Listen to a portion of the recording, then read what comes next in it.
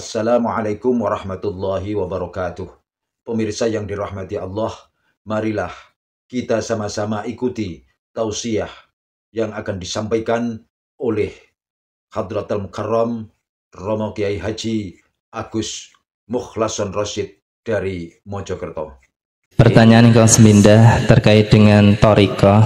Apakah kita sebagai umat Islam itu wajib berthariqah? Kemudian dasarnya dan dalilnya apa? Engkau kali terkait dengan ruh, bahasa kita kan di sini adalah ruh. Padahal di dalam Al-Qur'an itu la'ala shawab idza salaka aniruh fa inni ruh min amri rabbi.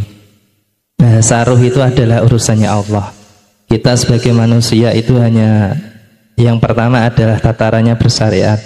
Ketika wudhu kita bagus, sholat rukun kita bagus, insya Allah semua akan bagus, insya Allah itu.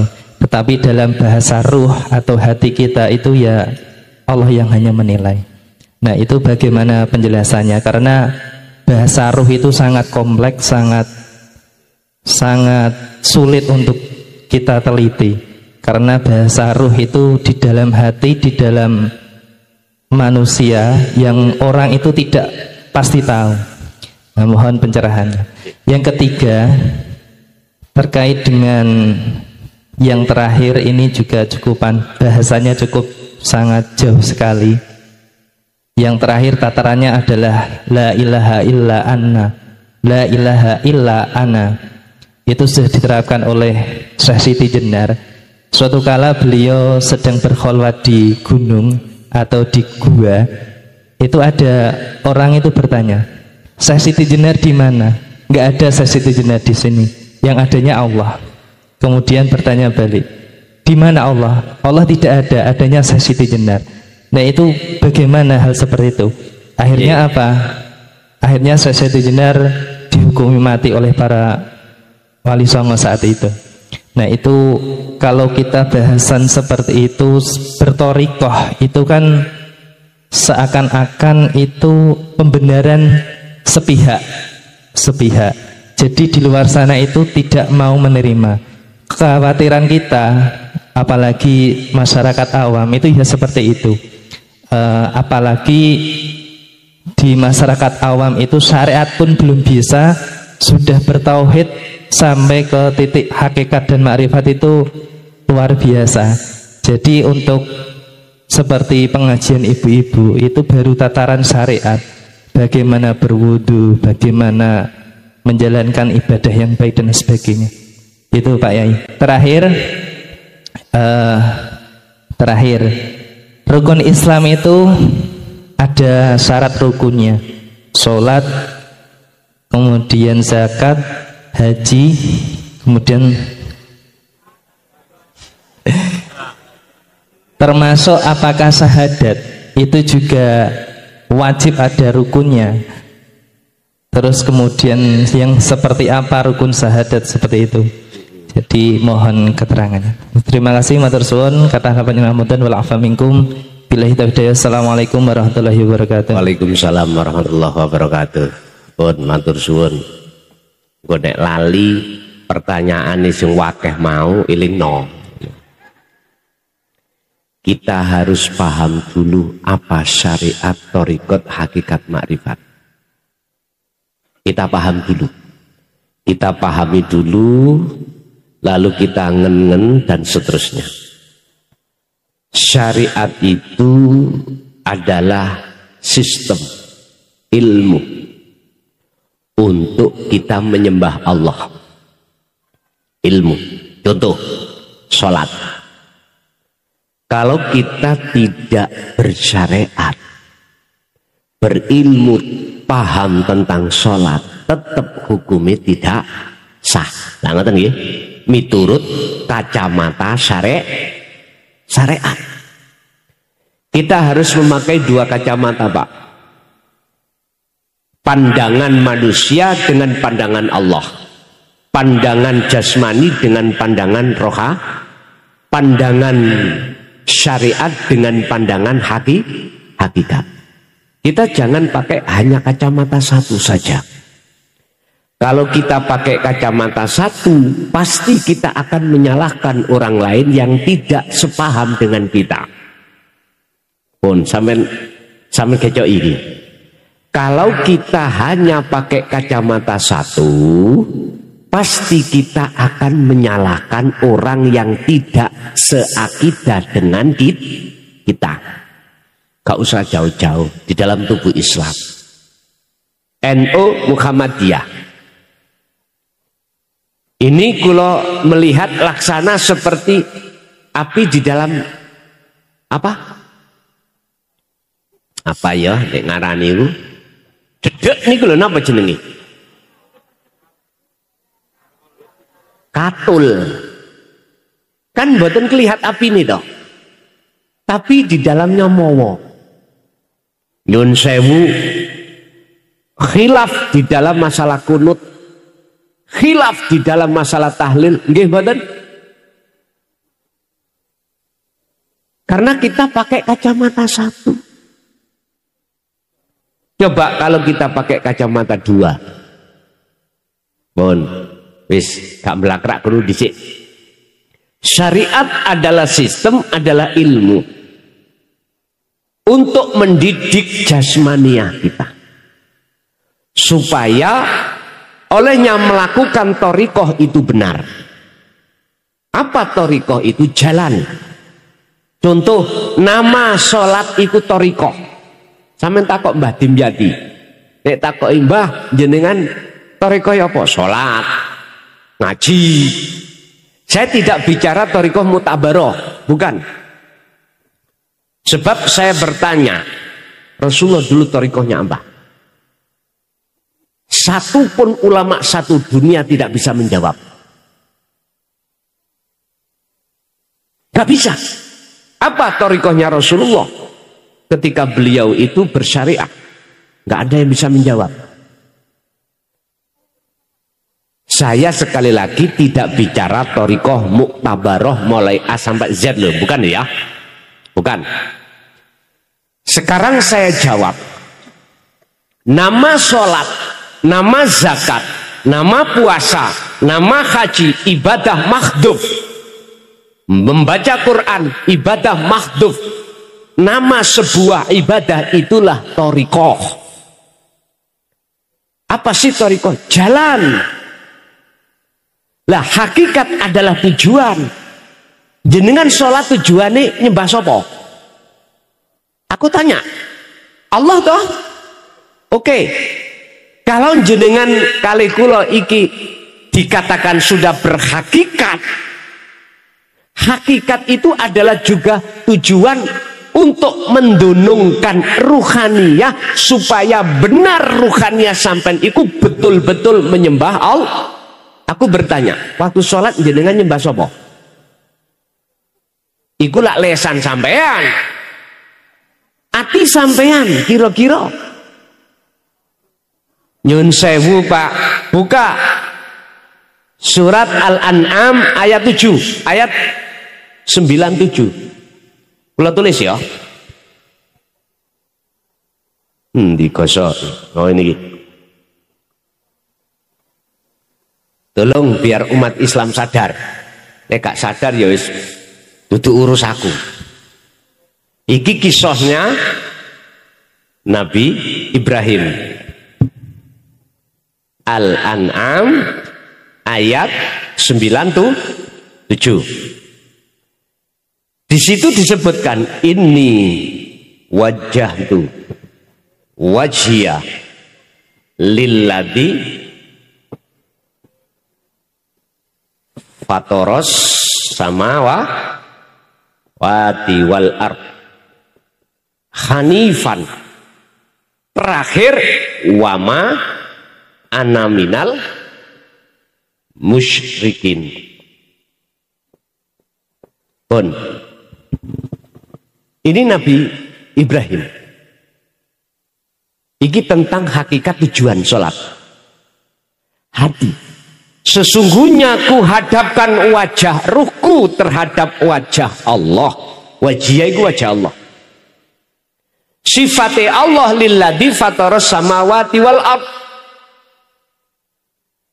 yang menciptakan, yang menguasai terhadap isi langit dan bumi.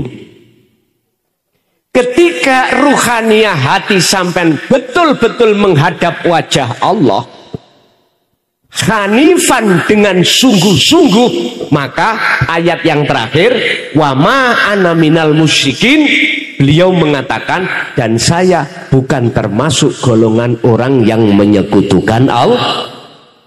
Mafhum mukhalafah daripada ayat ini kebalikan. Barang siapa yang wajahnya, hatinya menghadap samawati wal ard, bukan menghadap Allah, maka jelas manafi iki hilang. Akhirnya wa ana minal terasa atau tidak terasa, itulah fakta yang terjadi. Makanya saya mohon maaf, mekengkeng bersikekeh menjelaskan tentang hakikat itu supaya hati jenengan estu berhakikat menyembah hanya pada Allah. Wis sampen golek ining surat opo, ayat opo, jikalau menerangkan tentang sholat mesti memakai kalimat koma, bukan fa'ala. Walaupun koma mengikuti wazannya fa'ala. Artinya apa? Fa'ala itu melaksanakan, mengerjakan. Kalau sholat itu jangan mengerjakan saja, harus memakai koma. Wakumu lillahi qanitin ay khashi'in. Wajib pak sholat itu khusyuk. Bisa. Wajib jenengan sholat menyembah dan bertemu Allah. Urusan jenengan iki mangga percaya atau tidak bukan urusan saya. Saya cuman menyampaikan aja. Apa sih hakikat adalah tujuan. Jadi tujuan sampean ikut diluruskan supaya betul-betul ketika jenengan iki melaksanakan sholat estu makrifat dateng Gusti, wujud tujuan adalah disebut makrifat. Makrifat bertemu khosyiin, khusyuk.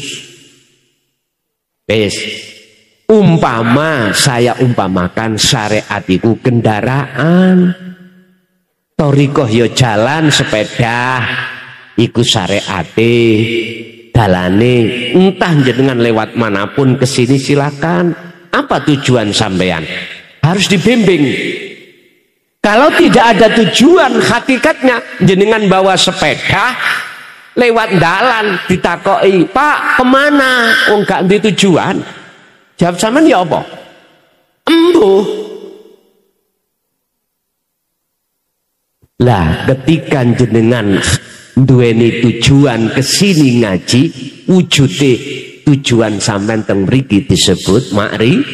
Lah terus sepeda sampean telepon di diparkir enggak? Diparkir, nanti dipakai lagi. Kalau jenengan sudah sampai di sini, mana sepeda sampean? Sampean parkir toh. Artinya gini Pak, ada proses-proses orang sholat itu ketika sudah sampai khosyiin makrifat, itu tergantung ruhaniyah sampai diletakkan Allah di makom khos opo khawasul khawas. Nek khos mesti sampai lali dengan hitungan rokaat. Nek khawasul khawas masih ingat. Tapi hati sampean itu tidak akan teringat pada selain Allah. Tak percaya dijajal. Dijajal. Jadi mohon maaf, sebelum saya menjawab yang pertama tadi, saya harus menjelaskan satu persatu mahua apa sing disebut syariat, thariqat, hakikat, makrifat. Jadi thariqah itu semua nama dari ibadah mahdhuf atau ghairu mahdhuf, itu thariqah. Rasulullah ketika menghadapi kondisi apapun, baik sholat, zakat, puasa, haji, atau aktivitas yang lainnya, ibadah yang tidak murni, beliau dahar, dia ngunjuk, dia aktivitas apapun, beliau jadikan itu sebagai sarana yang diberikan Allah untuk bertemu Allah. Itu Rasulullah.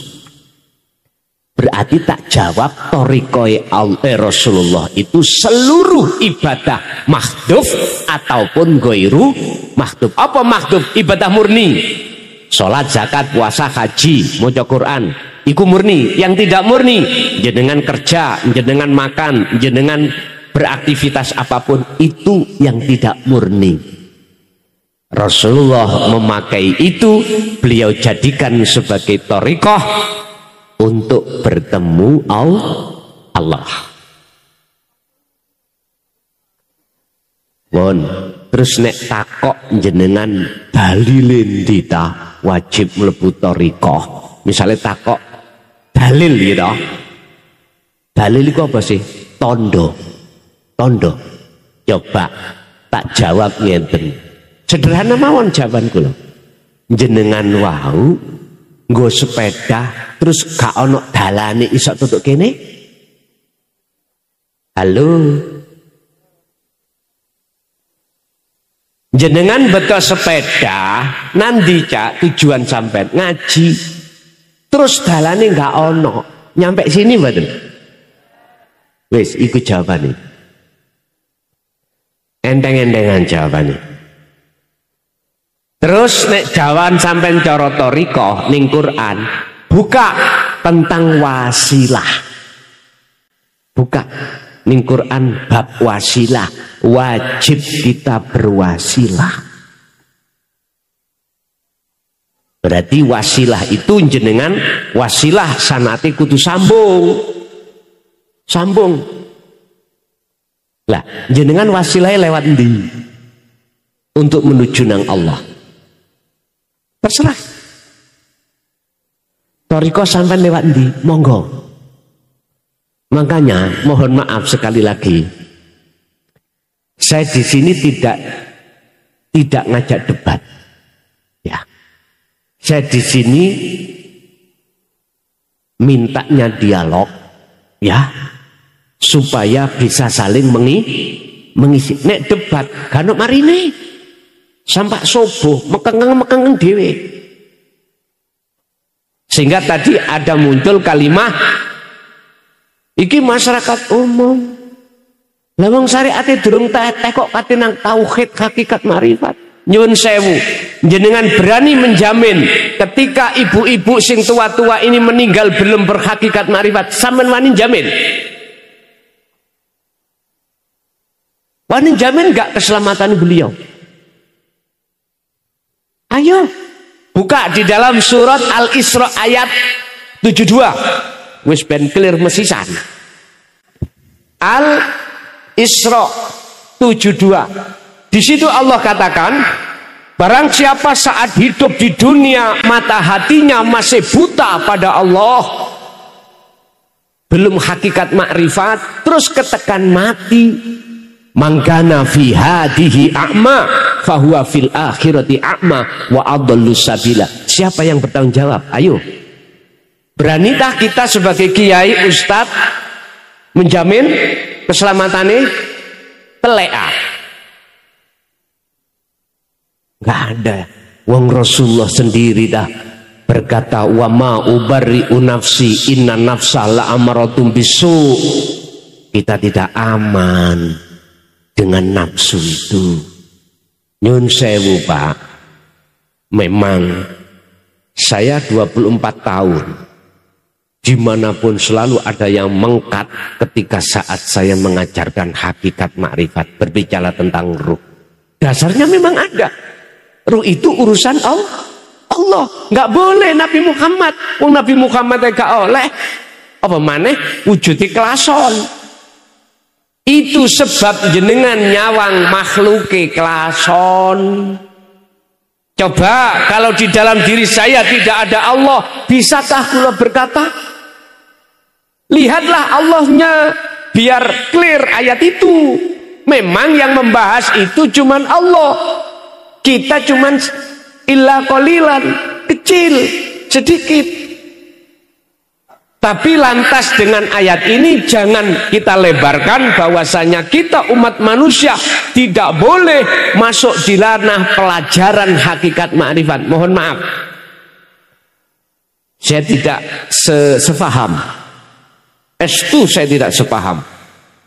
Nyun sewu, ada pertanyaan, apakah Rasulullah juga menyampaikan hakikat makrifat? Tak jawab, wallahi iya. Buka di dalam surah Al-Anbiya ayat 87 tentang la ilaha illa anta. Buka di dalam surat Al-Anbiya ayat 25, la ilaha illa ana. Wa ma arsalna min qablika mir rasulin illa nuhi ilaihi annahu la ilaha illa ana fa'budun. Muhammad, dalem Gusti, aku tidak pernah mengutus utusan sebelummu bahkan terhadap dirimu kecuali harus mengemban, menyampaikan, menjelaskan tentang hakikate, tentang makna, tentang maksud la ilaha illa ana. Nek tidak, kalau kamu tidak mau menerima dan menjelaskan, maka jangan jadi rasulku. Bukan. Lagi, mohon maaf, surat Al-Ikhlas ayat 1, Qul huwallahu ahad. Katakan Muhammad, jelaskan tentang masalah Allah itu ahad, esa, tunggal. Mohon maaf, hakikat nek dengan syariat dengan hakikat nek gak podo-podo nggawa kacamatane loro mesti gelut. Laksana air dengan misi. Karo-karone kudu nggawa. Nek nggawa clear. Nek nggawa clear, Pak, temenan. Makanya nyun sewu, tadi sudah saya katakan, kita manusia tidak hanya jasad, juga ruhania. Bangunlah jiwanya, bangunlah badan untuk Indo. Lagunya kebangsaan ngono toh. WR Supratman ya. Qur'ane yang ngomong. Surat Al-Qasas ayat 77. Wabtaghi fi ma atakallah darul akhirah, urusan akhirat, urusan ruhania harus sampean cari. Tapi urusan dunia jangan kau tinggalkan. Loh niki lho maksudnya. Jadi nyun sewu Bapak Ibu, memang secara Quran muhakamah ada ayat hujah yang mengatakan tentang roh itu hanya urusane Gusti. Memang ya, tapi lantas jangan jenengan mandang makhluknya Nabi Muhammad. Pandanglah hidup yang menguasai Nabi Muhammad itu siapa. Nek jenengan mandang kula makhluk gak ketemu dengan ayat ini, tabrakan. Tapi nek sampean bisa memandang Allahnya, sebab Allah tanpa ada pada diri kita, cara saya nggak mungkin kula saged nyontot, saged ngomong lho gak iso. Tapi nafsu selalu menghujam dalam hatiku untuk aku disuruh untuk ngaku. Ya ini loh. Bagaimana mungkin kita akan bisa memandang Allahnya, lawang mata hati kita masih buta. Akhirnya jatuhnya iman kita yang memberikan pengajaran la ilaha illa anta iku makhluk. Ya ini lho Pak, ndadekno gelut iku ya ndok kene. Terkait masalah siapa? Siti Jenar dengan Wali Songo. Jenengan cari sejarah toh. Nggih mboten? Ya apa gak lakan gurung truk. Kita semua kan cari ini. Nggih mboten? Kita cari sejarah sing ono film. Iya enggak? Iya apa enggak? Ya kan enggak tahu. Kita semuanya di sini itu mbade-mbade. Nyun sewu Pak, mohon maaf tidak ada ceritanya ala inna auliya Allah la khaufun alaihim walahum yahzanun, saling membunuh, nggak ada. Kalau boleh saya katakan, itulah propaganda orang-orang yang tidak suka dengan ajaran Rasulullah di jalur hakikat makrifat. Kalau boleh saya katakan ya, kalau boleh. Saya tidak menyalahkan apa yang ada di film itu. Pemirsa yang dirahmati Allah, demikian tadi tausiah, dawuh-dawuh wejangan dari Romo Kiai Haji Mukhlason Rosid dari Pondok Pesantren Jaya Baru, Bangsal, Mojokerto. Semoga apa yang disampaikan kita semua bisa mengambil manfaatnya dan bisa kita melakukannya. Amin, amin, ya Rabbal Alamin. Demikian dari saya sebagai pengantar acara. Kurang lebihnya mohon maaf. Wassalamualaikum warahmatullahi wabarakatuh.